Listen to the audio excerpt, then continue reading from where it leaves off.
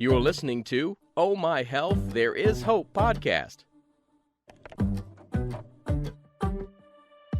When your heart is aching and your world is shaking, don't give up. No, don't give up. Hello and welcome to Oh My Health, There Is Hope, the podcast. I'm your host, Jana Short, and today I'm so excited to have a very special guest, Mike Fitch. Mike is an innovative fitness educator and movement coach with over 18 years of experience in the fitness industry. As the founder of Global Bodyweight Training, he's developed multiple programs that focus on skill-based bodyweight training, including Animal Flow and the Bodyweight Athlete Program. Mike enjoys sharing his expertise and has taught thousands of individuals around the world as a featured presenter for major fitness conferences. Mike has also been contributor with a subject, and the subject of many press features and outlets such as Good Morning America, The Today Show, Men's Health, and more. Oh my goodness, I'm so excited to start talking about Animal Flow. Animal Flow is a ground-based body weight workout designed to improve strength and power, flexibility, mobility, and coordination for all level of a fitness enthusiast. Mike, thank you so much for being here today. I'm really excited. Thank you so much for having me. I'm really excited to be here and hang out with you. By the way, Mike has the most incredible bio, and it's all going to be in the show notes. You guys have to check out everything that he's doing right now and creating. But I didn't want to spend time reading his bio because I wanted to spend time talking to him because he's like fascinating to me. One of the first things we ask everyone is to share a story of hope. I believe our stories and our journeys are so powerful and they create this beautiful ripple effect in the world that changes things. So do you want to share your story of hope with us today? Yeah, I would love to. And actually my story of hope is pretty intimately intertwined with my story of Animal Flow and how I came about developing the system. And I first started as a personal trainer when I was 19 years old, and I was living in New York City. I came from a really small town in Kentucky, and I graduated high school early and moved to LA, and then found myself in New York. And then I worked as a personal trainer for a decade. I really, really loved it. It really inspired me, just helping other people reach their goals. I had hired a personal trainer when I was very young, and he was so inspirational to me. I just thought, I want to do what you do. I want to help other people. So when you're working in the gym scenario, you're typically doing gym style exercises. So, most movements are pretty linear in nature. They're very structured. It's kind of, you lift, push, pull, squat, deadlift. And I was in a phase where I was just lifting a lot of weights and I wanted to be as big and as strong as I could possibly be. And I just felt intuitively like I needed to change. Like I felt like I wasn't honoring the complexity of the human body that I was inhabiting. So I decided to, and this was at 30 years old, I decided to stop weight training, stop doing all the traditional things that I had spent so many years developing or skills I had spent so many years developing, and just expose myself and immerse myself into body weight movement styles. So I started dabbling in gymnastics, which quickly led to parkour, which quickly led to breakdancing. And I had this moment where I just went, wow, I'm so terribly bad at all of these things. And I thought it was, so ironic that I'd spent so many years working on my body, but I had very little ability to actually move my body in coordinated ways. But instead of being defeated, I felt really, really inspired. And I thought, if I'm getting all these great benefits from free movement training, I'm just going to use that phrase, free movement training, then I'm sure that my clients and my students could benefit from this as well. So that was the catalyst for a change in my perspective of thinking, well, maybe instead of just working with my clients in these very traditional ways, maybe there's a system that I can develop that uses the magic of putting hands and feet in contact with the floor and uses the magic of allowing people to move in all directions at all these different joint angles. And maybe there's a system there that anyone can come into and they can feel successful at right away. But if they choose to get deeper into it, then they certainly can, or they could. So that was the impetus for creating the animal flow system. But the story of hope, or the thing that, that really inspired me, was just this idea that so many people are not connected to their bodies. They're almost living outside of their bodies, or we spend so much time in our minds. And, it's especially now, it's really common to see people spend their entire day thinking about all of these different things that are competing for our awareness and our mental real estate, for lack of a better phrase. So, we're thinking about the current, global situation we're going through. We're thinking about stress at work. We're thinking about, what we're going to have for breakfast, lunch, dinner, thinking about commute, whatever. And then when typically people will go into a gym scenario, they put their focus on external objects. So I'm going to lift this dumbbell from point A to point B. I'm going to lift this barbell. I'm going to stand on a treadmill, run while I watch TV. So we spend all this time not inhabiting our bodies. So one of the things that really was a driving force or message for me was inviting people back inside of their bodies. And I found that a great way to get people back inside of their bodies and to take ownership of their own body is to put hands and feet in contact with the ground and move around. Because in that scenario, it's very difficult for them to actually think about anything else that's going on other than how they're inhabiting their system. So that became such a huge message for me. And then at that point, I just thought, wow, this is so profound for me. I want to share it with other people. And I want to invite other people back inside of their bodies and just give them this gentle invitation. So this was 11 years ago when I first started developing the system. And the story of, or probably the pinnacle of the hope story, is once we started developing or put out our first instructional DVD, 4 or 5, 6 months later, I received a video back that someone had emailed us at the time, and it was of them performing these movements, this animal flow workout in Australia. That was the first video that I received. And then we later received other videos from Scotland, Ireland, India, Africa, and it totally blew my mind that something that just started as an idea could become this global concept and practice. And to me, the simplicity of the message, which is just inviting people back into their bodies, and that's still the thing that drives me every single day. Well, one of the things I definitely, when I was looking at the website and the Instagram page, by the way, his Instagram is mikefitch.af, and it is a work of art. Like, it looks like art watching them. As a matter of fact, at one spot, I thought you were slowing down the camera because it was so beautifully done. And I'm like, they must be doing it really fast and then slowing it down. And my friend's like, no, I've seen this done. They're not slowing down the camera. And having that control is such a huge part of the practice, because if you watch someone move fast all the time, they're expressing just a small bit of their ability. Same way if you watch someone move slow all the time. And so one of the things that we really enjoy about this practice is that it allows us all of these different challenges to I guess show our abilities to practice our abilities of strength, power, speed, endurance, mobility, flexibility.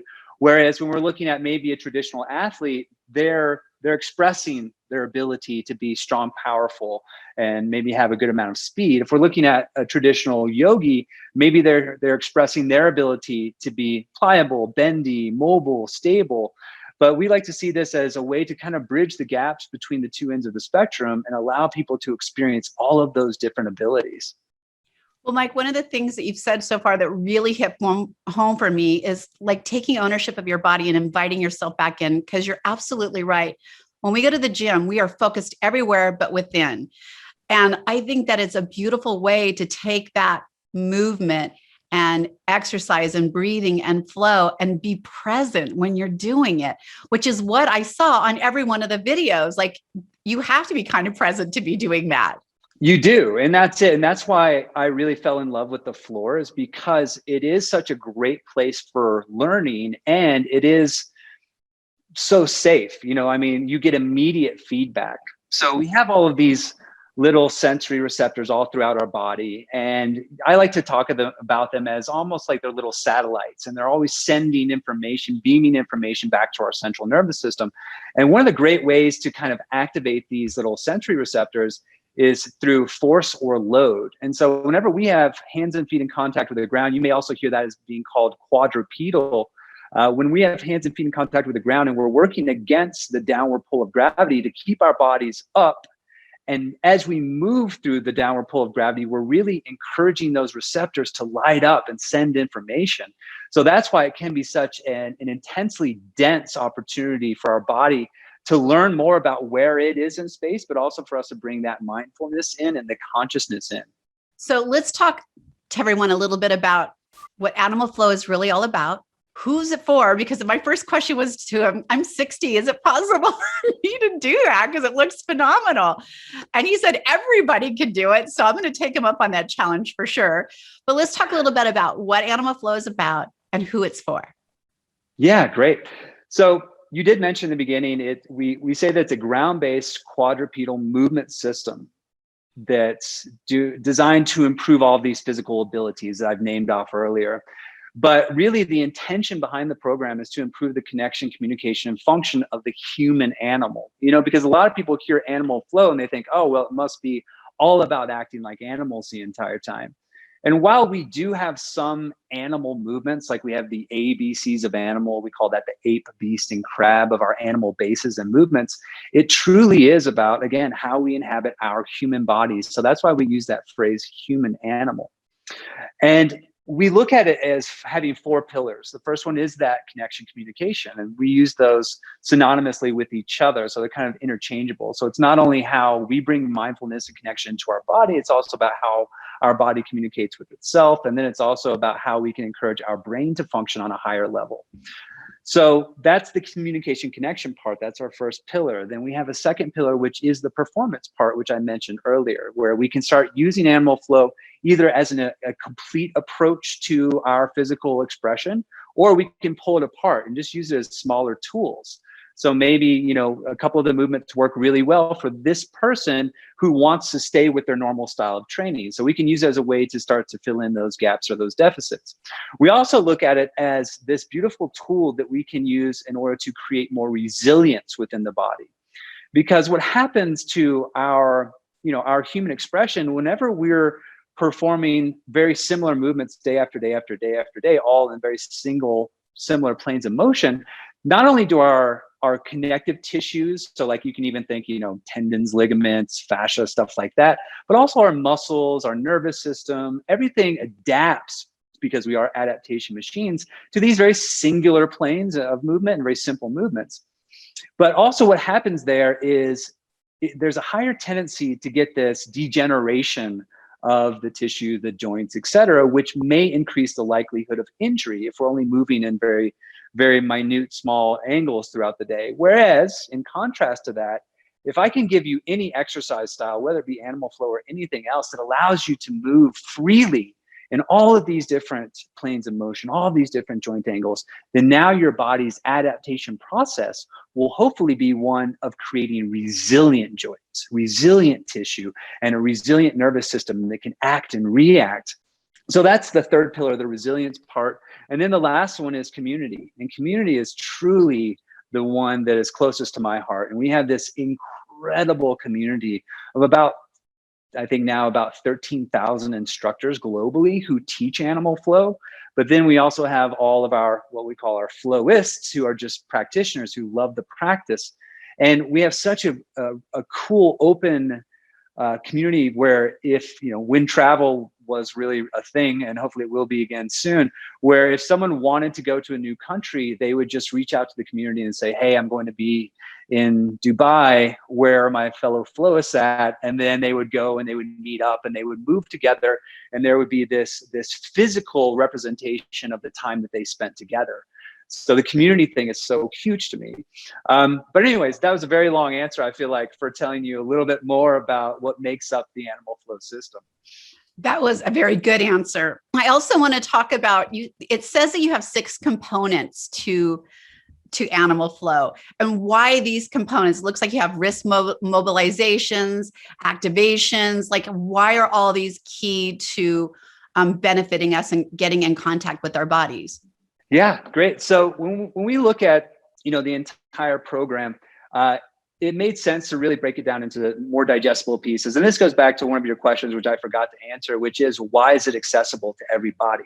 And that's such a key thing here, because what we don't want to do is have people see it and go, that looks awesome, I could never do that, and then never try it.